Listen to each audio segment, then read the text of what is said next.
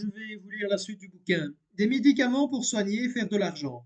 La débakine a causé entre 2000 et 4000 cas de malformations majeures depuis 1967. 20 minutes. Débakine cause entre 2000 et 4000 cas de malformations majeures depuis 1967.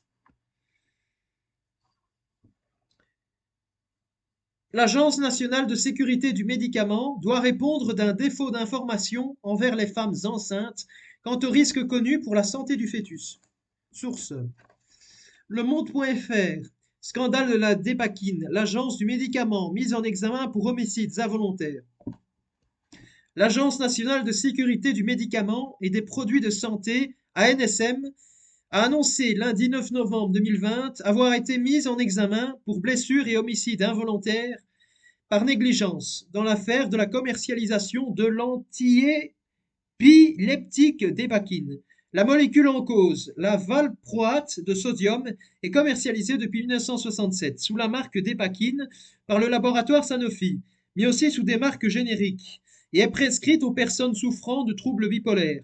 Elle présente néanmoins un risque élevé de malformation congénitale sur le fœtus si elle est prise par une femme enceinte. Le nombre d'enfants handicapés à cause du valproate de sodium est estimé entre 15 000 et 30 000 selon les études. Le groupe pharmaceutique Sanofi, accusé par des familles de victimes d'avoir trop tardé à informer des risques à prendre ce médicament pendant la grossesse, avait été mis en examen en août pour homicides involontaires, après l'avoir déjà été une première fois en février pour tromperie aggravée et blessure involontaire. Paludisme. Alors que le paludisme fait 500 000 morts par an, principalement en Afrique, et que les parasites développent des résistances aux molécules antipaludiques, les autorités sont toujours réticentes à recourir à l'Artemisia annua. Cette plante, l'armoise annuelle, est consommée depuis 2 millénaires en Chine pour soigner le paludisme. Ni toxique ni une drogue, elle est pourtant déconseillée par l'OMS et interdite dans certains pays, dont la France et la Belgique. Source: France24.com. Paludisme, malaria, business, Artemisia annua, OMS pharmaceutique. La spéculation sur les médicaments est entrée en bourse. Royalty Pharma, coté pour la première fois à Wall Street ce mardi, parie sur le succès commercial de médicaments dont elle tire des revenus via l'achat de droits à des redevances. Source: L'Echo.be. Action bourse étrangère. La spéculation sur les médicaments entre en bourse. Royalty Pharma est une société biopharmaceutique basée à New York qui achète des intérêts économiques dans des produits biopharmaceutiques commercialisés et à un stade avancé auprès d'organisations des sciences de la vie. Source: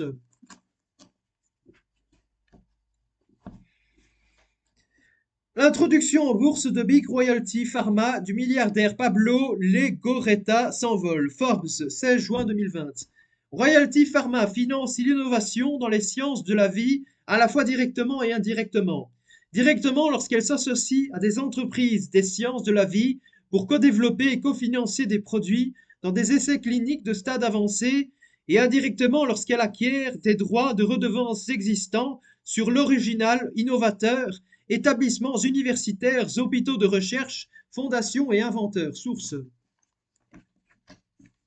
Royalty Pharma, une entreprise intéressante, cherchant Alpha, 21 juin 2020. Seekingalpha.com. Royalty Pharma a été fondée en 1996 par Pablo Legorreta, le plus grand acquéreur mondial de redevances pharmaceutiques. Legorreta est l'unique propriétaire de RP Management, le gestionnaire de placement qui supervise les 17 milliards de dollars d'actifs de Royalty Pharma. Source: Forbes.com. Gilead grimpe en bourse. Spéculation sur l'efficacité du remdesivir contre le coronavirus. Source: Investir.leséchos.fr. 17 avril 2020. Reuters. Gilead Science a grimpé de 16% dans les transactions après la clôture de Wall Street, après la publication jeudi d'une information de presse faisant état de données partielles encourageantes d'un essai testant la molécule du groupe pharmaceutique américain Remdesivir contre le coronavirus. Un contrat a été passé avec la Commission alors même que le laboratoire Gilead connaissait les résultats négatifs d'un essai clinique de l'OMS.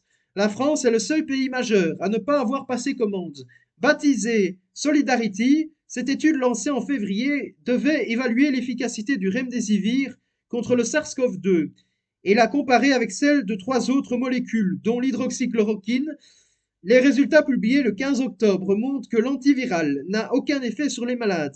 Le 20 novembre, l'OMS finit même par en déconseiller l'utilisation, soulignant la possibilité d'importants effets secondaires, notamment sur les reins, son coût important et ses implications logistiques. Il doit être administré par intraveineuse. Source. Lemonde.fr. Covid-19. Comment Gilead a vendu son Remdesivir à l'Europe? À l'origine, le Remdesivir est un antiviral développé contre le virus Ebola en 2018, mais c'est un échec parce que d'autres médicaments sont plus efficaces. Cependant, Gilead le ressort en mars 2020, avant la pandémie de Covid-19, avant même que son efficacité ne soit prouvée. Il obtient le statut de médicament orphelin et donc une exclusivité commerciale de 7 ans et des crédits d'impôt. Au moment où Gilead avait fait sa demande de qualification de médicament orphelin, au début de l'épidémie, il y avait eu très peu de cas aux États-Unis. C'était complètement amoral, tonne Juliana Vera, coordinatrice du plaidoyer prix du médicament chez Médecins du Monde.